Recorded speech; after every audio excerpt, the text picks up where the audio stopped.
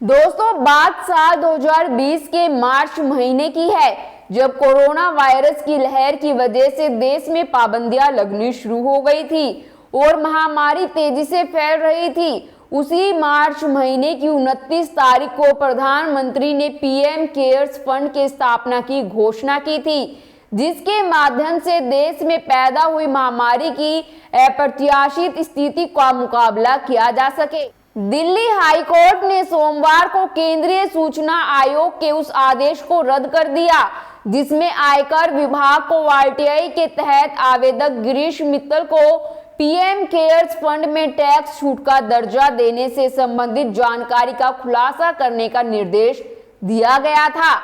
अदालत ने कहा कि आयकर अधिनियम आरटीआई अधिनियम से ऊपर है। उसने कहा कि ऐसी किसी एजेंसी से संबंधित जानकारी केवल विशेष परिस्थिति में ही हासिल की जा सकती है। यह आदेश आयकर विभाग द्वारा अप्रैल 2022 के आदेश के खिलाफ एक अपील में पारित किया गया था, जिसमें उसे पीएम केयर्स फंड द्वारा दायर छूट आवेदन में प्रस्तुत दस्तावेजों की प्रतियां प्रदान करने का निर्देश दिया गया था। दोस्तों, क्या किसी भी ऐसे फंड को गोपनीयता के घेरे में रखा जा सकता है जिसमें लाखों भारतीयों ने दान किया हो, क्योंकि उस पर भारत सरकार की मुहर थी। नमस्कार दोस्तों, मैं हिमांशी कश्यप आपके साथ। आप देख रहे हैं जनता की आवाज। आगे बढ़ने से पहले इस वीडियो को लाइक करें, शेयर करें और अगर पहली बार जनता की आवाज न्यूज चैनल को देख रहे हैं तो चैनल को सब्सक्राइब भी करें और घंटी जरूर बजाएं, चैनल की भी और सरकार की भी। आज की नेशनल मीडिया के मुकाबले में जनता का साथ दीजिए और उसकी ताकत बनिए, जनता की आवाज बनिए और हो सके तो इसके लिए चैनल को ज्वाइन भी करें।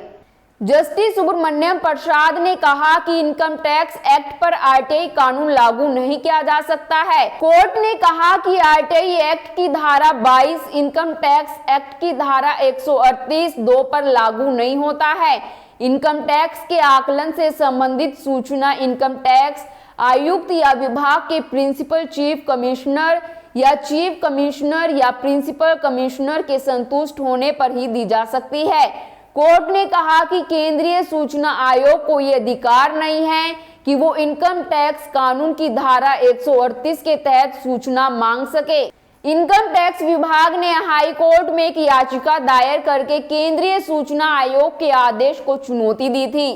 केंद्रीय सूचना आयोग ने यह आदेश मुंबई में एक आरटीआई कार्यकर्ता गिरीश मित्तल की याचिका पर दी थी। पीएम केयर्स फंड को इनकम टैक्स एक्ट की धारा 80G के तहत छूट मिली हुई है। इस प्रावधान के तहत कोई करदाता 80G की छूट मिले हुए संस्था को दान देने पर कर छूट का दावा कर सकता है। दोस्तों, पीएम केयर्स फंड को कोविड-19 महामारी के दौरान स्थापित किया गया था। इस फंड से हमें कोविड और अन्य आपातकालीन स्थितियों से लड़ने में मदद मिलनी थी, लेकिन यह विवादों में घिर गया। पीएमओ ने दिल्ली हाई कोर्ट को स्पष्ट कर दिया कि यह कोई सार्वजनिक प्राधिकरण नहीं है और अपनी कार्यप्रणाली के प्रति जनता के प्रति जवाबदेह नहीं है, इसलिए इसके बारे में कोई सूचना सार्वजनिक नहीं की जा सकती। बिजनेस स्टैंडर्ड ने अप्रैल 2023 में अपनी एक रिपोर्ट में बताया था कि सार्वजनिक क्षेत्र की कंपनियों ने 2019-20 और 2021-22 के बीच पीएम केयर फंड में कम से कम 2,913.6 करोड़ रुपए का योगदान दिया। बिजनेस स्टैंडर्ड ने ऐसी 57 कंपनियों की पहचान की थी। सूची में शीर्ष 5 दानदाताओं में तेल और प्राकृतिक gas Nigam, NTPC, power grid corporation of India, Indian oil corporation और पावर फाइनेंस कॉरपोरेशन है।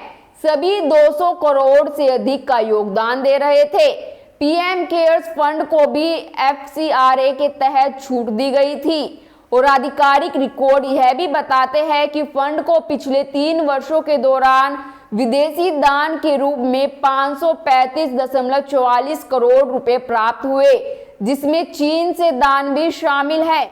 दोस्तों, कुल मिलाकर फंड को 3 वर्षों में यानी 2020 से 2023 तक 12,691.82 करोड़ रुपए का दान मिला है, जबकि इसके रसीद और भुगतान खातों के अनुसार मार्च 2022 तक इसमें 5,415.65 करोड़ रुपए का बिना खर्च किया गया फंड शेष था।